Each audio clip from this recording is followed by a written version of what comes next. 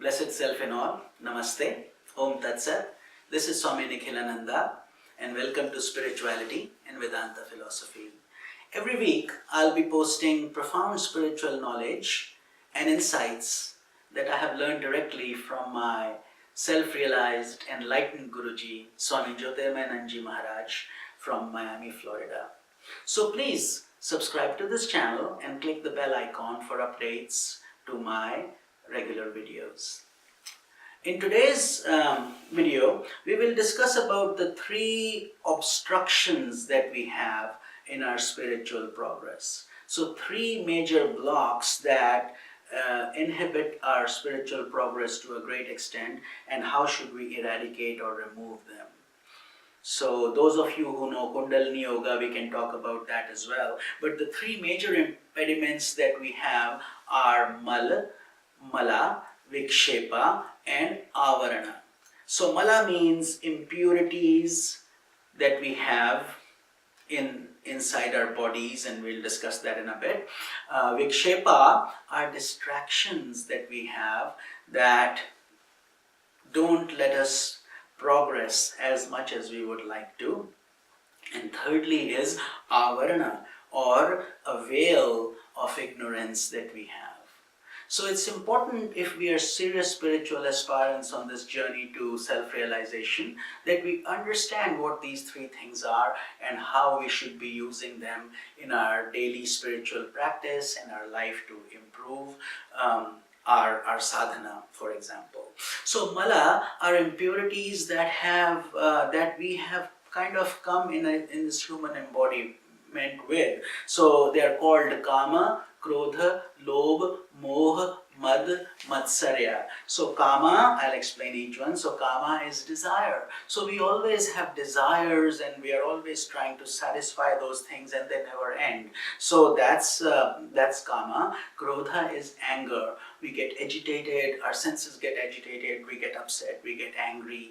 The third one is Lobh. That means greed. We are always wanting more. We keep up with the Joneses. We see somebody else's car. We want that, and we don't have it. We feel frustrated, or we feel like we want to acquire more and more. So Lobha or greed somehow creeps in.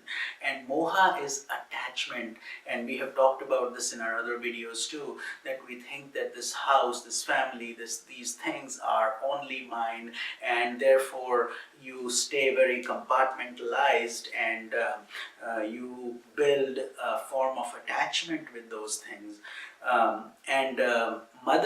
Mada is pride. Basically, once we have a good job or a good car or good possessions, we start to become egotistical, or we develop pride of objects, pride of things, pride of our accomplishments, and that is never a good quality in the spiritual arena. Here we have to be humble and kind and gentle. And the sixth one is Matsarya. Matsarya means jealousy. Jealousy of others, if somebody is progressing faster, we feel jealous and we don't feel good inside. And if that's happening, consider that as a blockage to your spiritual path. So Mala, all these are impurities, and we have to diffuse these impurities with purity.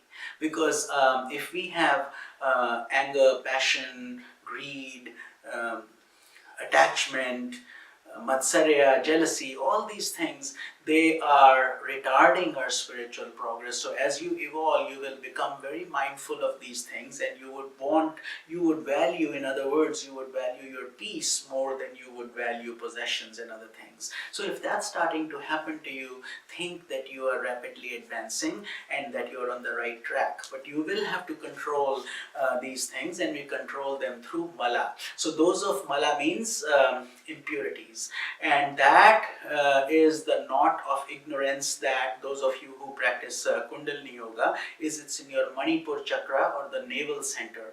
That's where you would have to work to remove these things. In your meditation, you can think about it and dissolving these impurities that way. So that's the first knot in this human embodiment that we need to untie, which is through improving upon these vices and converting them into good qualities. The second one is Vikshepa. So, Vikshepa, from a Kundalini perspective, it's in your heart center, and focusing on that, that is the think of the sun and the ray of the sun and the reflection of the sun in a jar of water. So, in a jar of water, the reflection of the sun is vibrating and radiating and pulsating, and every ripple in the water is shaking the sun. But the real sun is stainless, unaffected, big, and giving light to the entire world. And here is this little sun is really dependent on the water, the jar of water, the contents in the water, and so on.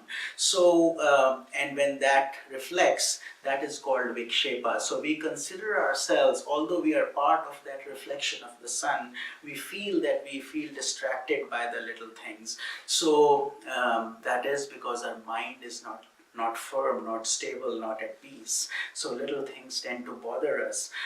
We have to remove that impediment also of Vikshepa, so we don't get distracted, and therefore we try to practice concentration and meditation to be in a thoughtless pattern, to make our mind stable and firm, and that takes practice and effort. But that's the second impediment of Vikshepa that we have to remove. And the third thing is Avarana. Avarana is more like a screen in front of you or a curtain, and you can't see behind the curtain because the curtain's obstructing the show. So, like when we see a play, the curtain has to be removed in order for you to see it. Similarly, we have this curtain inside of our own consciousness, which we call avidya. That curtain is called avidya, or lack of real knowledge. So we have to remove that curtain of the lack of real knowledge and see Brahman, because Brahman resides there, but all we are seeing is mind, senses, intellect, ego, and all the things from our bodily perspective. So these are the three key impediments: Mala, Vikshepa, Avarana. So Mala are the impurities on the physical, six of them: Kam, Krodh, Lobh, Moh, Mad, Matsarya, which we discussed. Vikshepa is distractions that we have to remove, and Avarana is in the Agya Chakra, so that we remove those doubts. From a Kundalini perspective, when you are trying to remove Avarana, focus on the knot of Jnana, or your Agya Chakra. For Vikshepa, go into your heart center, and then for your Mala, go into your Manipur Chakra. So Manipur, Anahata, and Agya.